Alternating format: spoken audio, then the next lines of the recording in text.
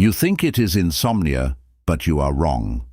You think it is merely the caffeine still swimming in your blood, or the blue light from the screen that you stared at until your eyes burned, but that is a lie you tell yourself to remain comfortable in your chains. When your eyes snap open at exactly 3 o'clock in the morning, and the silence of your house feels like a heavy blanket pressing down on your chest, that is not a medical condition. That is a spiritual summons. That is the sound of your soul screaming, because it has realized before your conscious mind has realized that you are currently inhabiting a prison cell that you decorated with nice furniture and leased vehicles. Look at the ceiling in the dark. Really look at it. You are lying in a bed that belongs to the bank, in a house that belongs to the mortgage company, dreaming of a vacation you will pay for, with a credit card that charges you 24% interest to borrow time from your own future. The ancient texts were not speaking in metaphors when they declared that the borrower is slave to the lender.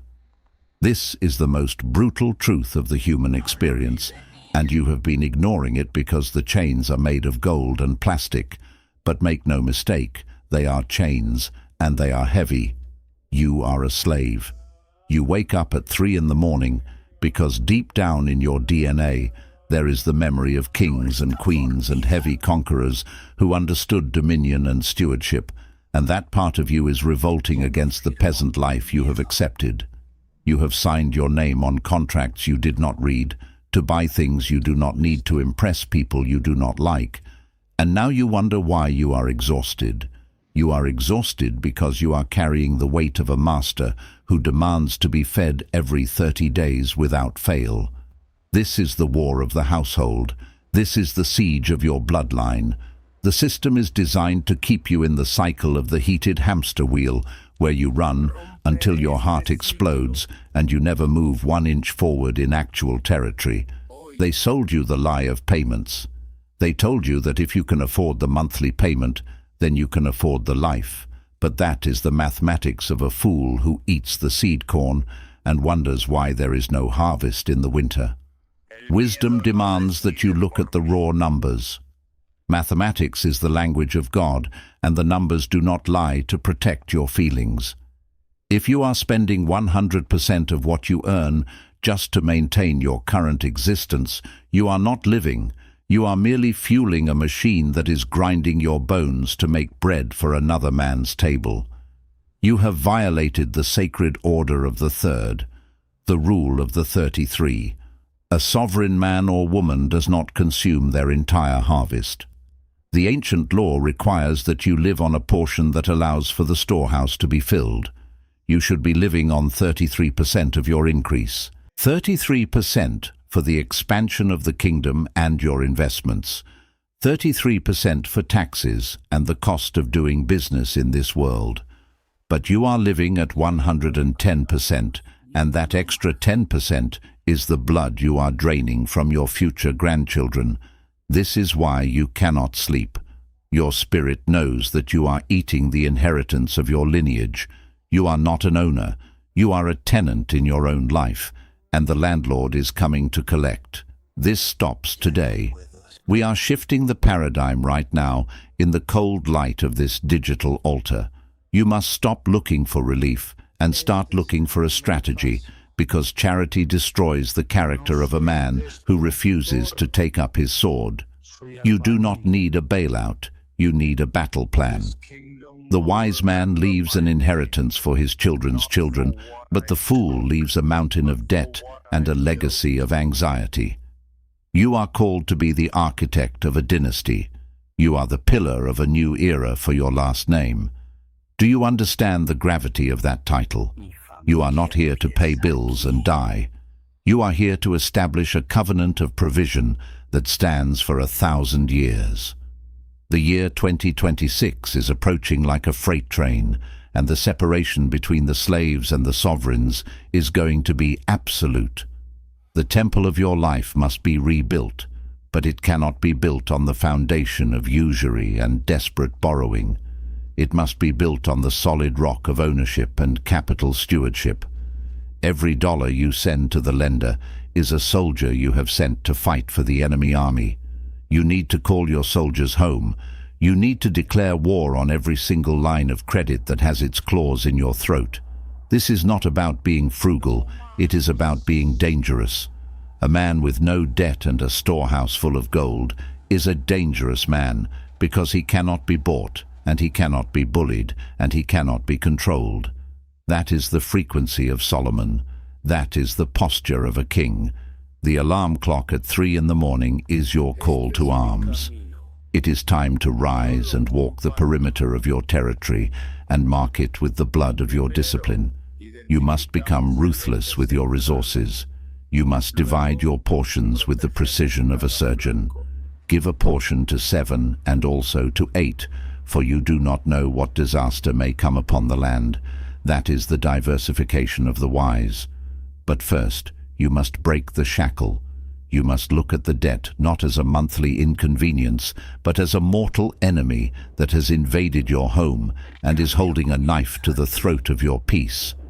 Are you ready to stop playing house and start building a kingdom? Are you ready to trade the comfort of the slave quarters for the burden of the crown? The crown is heavy, but the chains are heavier. Choose your weight. The rebuilding process begins in the mind and seals in the wallet. I am calling you out of the shadows of the debtor's prison. I am calling you to stand tall in the assembly of the elders. If you feel the fire of this truth burning away the fog of your excuses, then you are ready to receive the mantle. This is a covenant moment. We are sealing the timeline for total sovereignty. I want you to signal to the universe and to the watching spiritual realm that you are awake and you are armed. I want you to drive a stake in the ground right now. Write in the comments below. I activate the seal of Solomon. You wake up at 3 in the morning staring at the ceiling and you think it is anxiety, but it is not anxiety. It is your spirit screaming against the mathematics of your existence. You are sensing a structural failure in the foundation of your life, and your soul is trying to wake you up before the roof collapses.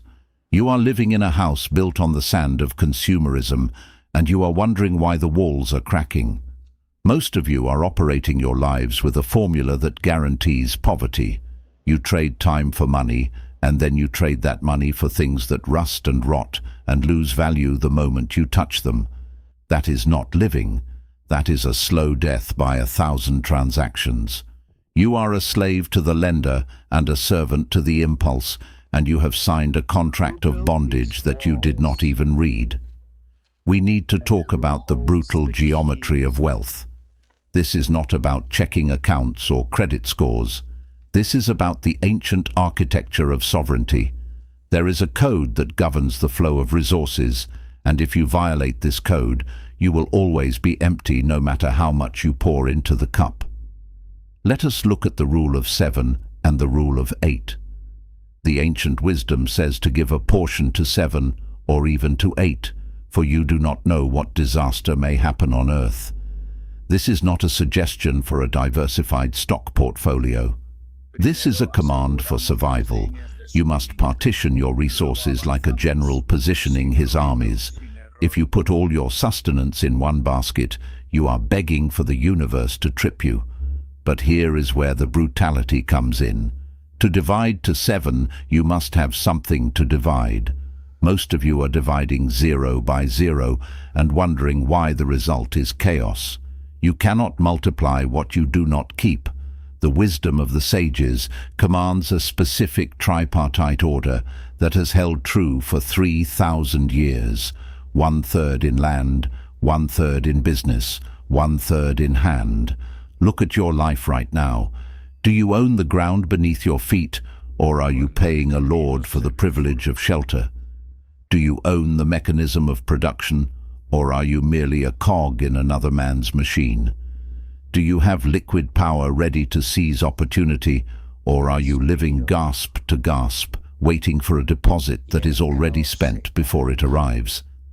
This is the rule of 33 and 33 and 33. If you violate this ratio, you are unbalanced, and an unbalanced structure cannot hold the weight of a dynasty. Now we must address the leak in your vessel. We must address the sentimental weakness that you call charity, but I call foolishness. You have been taught that to be good is to say yes. You have been taught that to be righteous is to lend to anyone who asks. This is a lie that keeps the poor man poor. There is a brutality in restriction that you must embrace. He who hates gifts shall live, but he who cannot close his hand will eventually have nothing left to open. You are surrounded by people who are comfortable in their chaos. They want you to fund their mistakes. They want you to subsidize their lack of discipline. When you give money to a fool, you are not helping him. You are financing his destruction, and you are robbing your own children. You are taking the bread from the mouths of your future lineage to feed the momentary hunger of someone who refuses to plant their own field. Stop it. You are not a bank for the irresponsible. You are the treasurer of a coming kingdom. You must learn to look a man in the eye and say no with the absolute authority of a king protecting his borders. If you cannot defend your treasury, you cannot build your temple. This is about stewardship. It is about the harsh love of allowing people to feel the weight of their own choices so that they might learn to walk upright. By refusing to bail them out, you are giving them the dignity of consequence. You are shifting your identity today. You are no longer a consumer trying to survive the month. You are the architect of a dynasty. You are the pillar of a new era for your bloodline. Every dollar that comes into your hand is a soldier, and you must give it a mission. You do not spend, you deploy. You deploy resources to secure land. You deploy resources to acquire assets. You deploy resources to build a fortress that the storms of 2026 cannot shake. We are approaching a time of great shaking. The systems of this world are fragile, and they are cracking under the weight of their own deception. But the man who has built his house on the mathematics of wisdom will not fear the news. He will not fear the collapse, because he has his portion in 7 and in 8. He has his third in the earth, and his third in the trade, and his third in the vault. He is sovereign. He is ready. The temple of your life is being reconstructed right now. We are ripping out the rot of bad habits, and we are pouring the concrete of discipline. This allows for an abundance that brings no sorrow with it.